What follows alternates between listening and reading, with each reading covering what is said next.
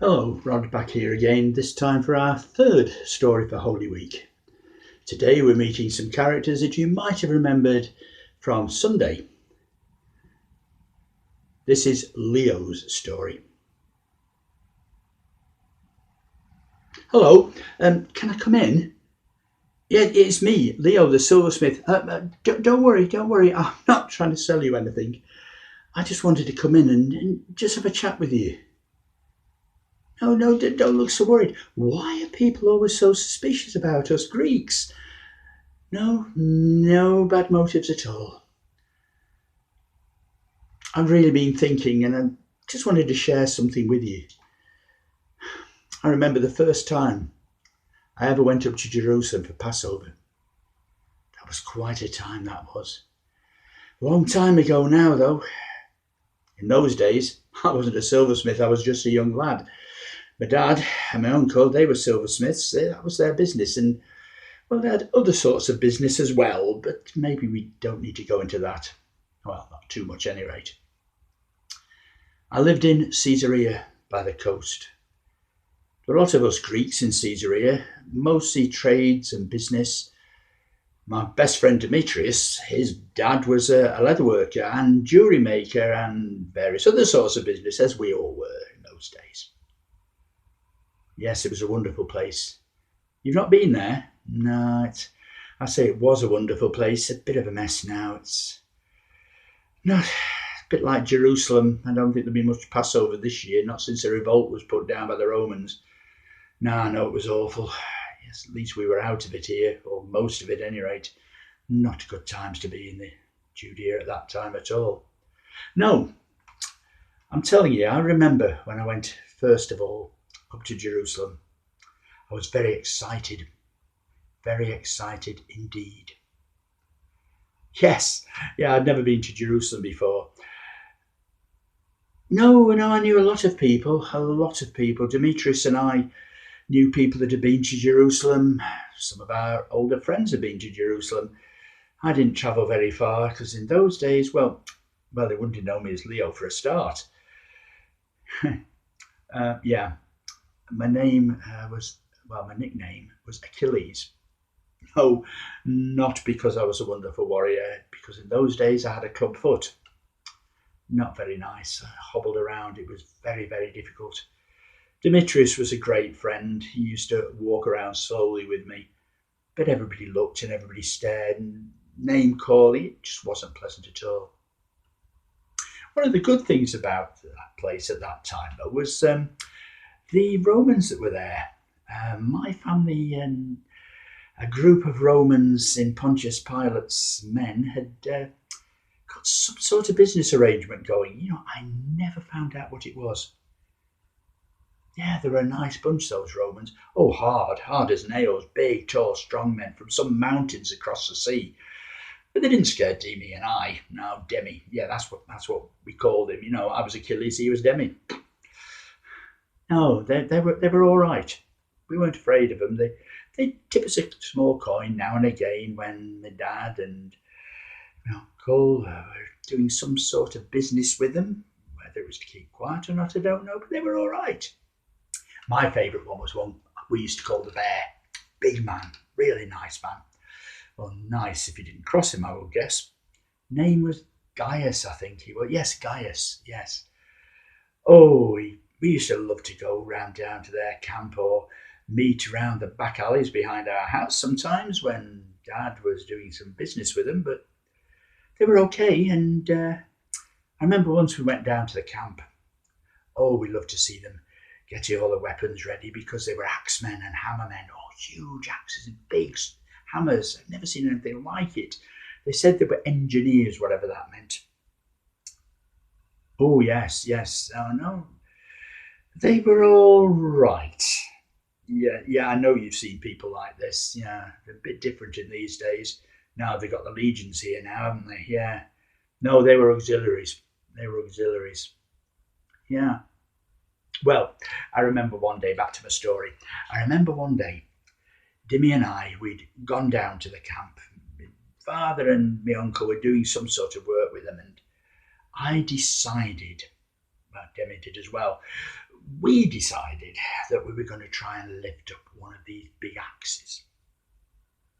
Well, we went in and we asked them, can we try lifting one of your axes? Well, they smiled at us and they said, go on, do it if you try.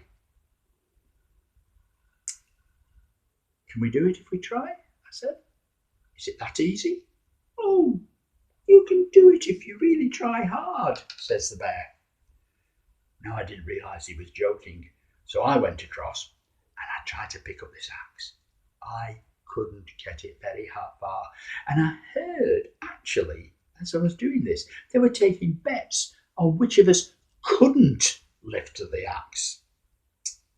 Well, neither of us could, but they had a good laugh about it, and it was after that we started playing little tricks on them, and they pretended to be angry. It's a good thing they weren't angry, because we'd have no chance getting away from them. I mean, with me with the hobbly leg. At any rate, they were also involved in my first trip to Jerusalem for Passover because, well, we went up with them. It was safe, as my dad said, much safer as robbers and various other nasty sort of people on the way, but they don't mess with the Romans. And those that came up with us didn't mess with us either, because they knew that we got some really good friends with those Romans. Really good friends. Well, up to Jerusalem we went. It was a long, hot, dusty journey, but I was so excited. And the night before we got to Jerusalem, we stopped on the outside. Apparently the Romans were getting ready to go into Jerusalem. And that involved a lot of work, but I thought they'd be resting, but oh, no chance. We didn't realise that the governor, Pontius Pilate, had actually travelled with us. We never saw him until the night before they went into Jerusalem, striding around the camp with his officers shouting right, left and centre, telling him exactly what to do. I have never seen such a change in people. The next morning, Demi and I, well, we decided we were going to play a trick. What better place to play a trick when nobody at all knew us? So we went around our camp, and there were a few tents there, and there, behind one of the tents of one of the traders, we found some little bits of fur, enough to wrap around our necks, and then we found a couple of small axes, and we were all ready. The next day, the day of the parade, Demi and I, with our fines, hid ourselves amongst the crowd. We got away from our parents, and, well, actually, to tell you the truth, they each thought that we were with each other's parents. So, I mean, you know what it's like. Yes, we were, well, we've all been like that when we were young, haven't we? Yeah. Well, no, I don't want to hear stories like that. I can imagine, because we were just the same. At any rate, it started. The trumpets, the drums, it was magnificent, absolutely wonderful. I'd never ever seen them on parade before. Demi and I got ready. Along came our friends. There they were, looking very, very straight and tough and wonderful. I can't really describe them. We were too busy getting ready. As they got level with us, Demi and I put the fur around our necks, put the little axes over our shoulders, and pushed our way through the crowd. I think the bear saw us. He looked, and then he looked forward, marching straight ahead. Demi and I put the axes on our shoulders, and we marched along with them. The crowd started laughing, not just at us, at them. And then I saw the bear looking at us. Ooh, Demi and I, we thought maybe this is one trick too many, far too many. But then I realised that what looked like a very stern look was actually the bear trying to stop laughing. Of course, that made us act around even more. And then they were gone through the gate into the town. Sorry, city, as it's called. There was so much going on, end of the day and everything, that my father decided to take us round to the other side of the city, where it's a bit quieter. Went to a place called Bethany. It's there when we heard these stories about this man called Jesus, some sort of healer, and some people would say he was very special, but well, you hear these stories, and Demi thought they were made up by a very, very poor storyteller indeed, because people aren't just like that at all. Only gods can act like that, and we've never seen any gods. Then I noticed during the evening, my dad was talking with some strangers. Strangers from Jerusalem. I heard one of them speaking in Greek. That interested me straight away. Apparently, I found out later his name was Philip. But all I could catch was Philip saying to my father, "Tomorrow then." The next day came. The next day we found out we were in trouble. My father hadn't said anything the night before, but Demi and I were in real trouble. He was taken off by his parents, and I was taken off by my parents, both of us to work.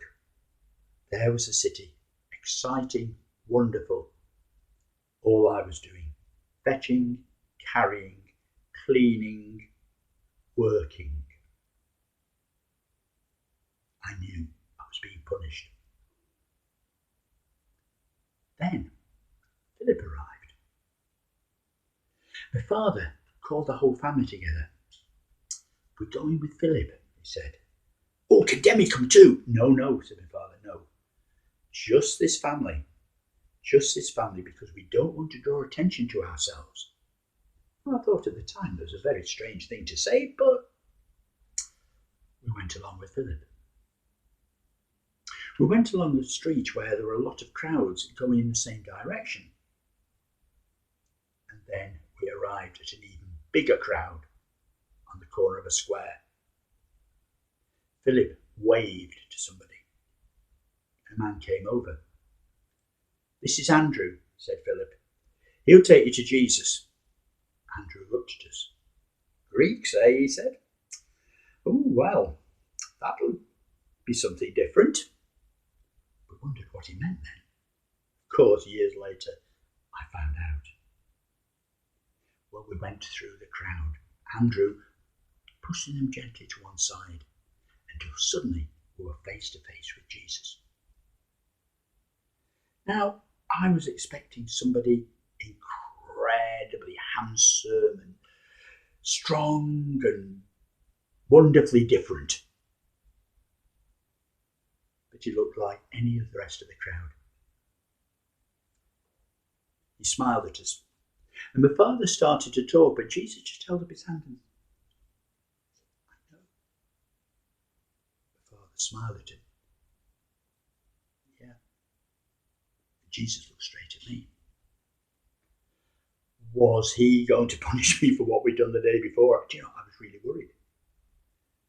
Because when he said, "I know," and my father said, "Yes," I thought, I'm for it. But no.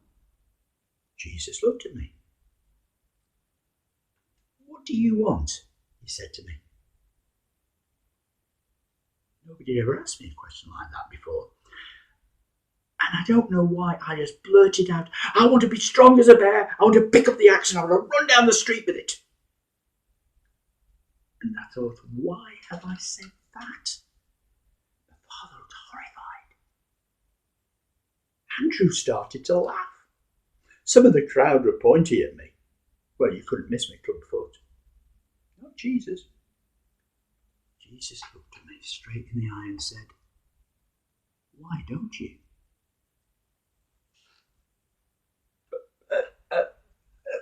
I pointed at my foot. "Because I can't." But Jesus looked at me again. "Why don't you? Come on, run down the street." And I did. I ran down that street. I was screaming, yelling, and waving my hands in the air. I was so excited, I jumping up and down for the first time in my life.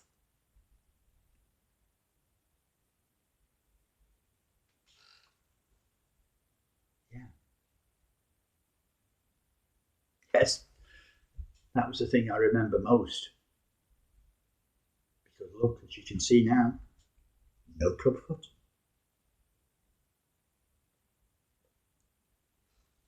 You want to know why I came into your house? Well, I came in here because I saw the fish sign hidden behind those baskets. Well, almost hidden. Now, don't worry. Don't worry. I know what the sign of the fish means. I've got one right here.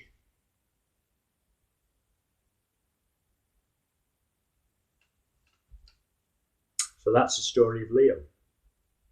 A fictional story, but a story nevertheless, reminding us of Jesus' healing powers. But that was a question Jesus asked Leo. What do you want? And that's a question for us. What would you do? And what would you say if Jesus said to you, what do you want? See you next time.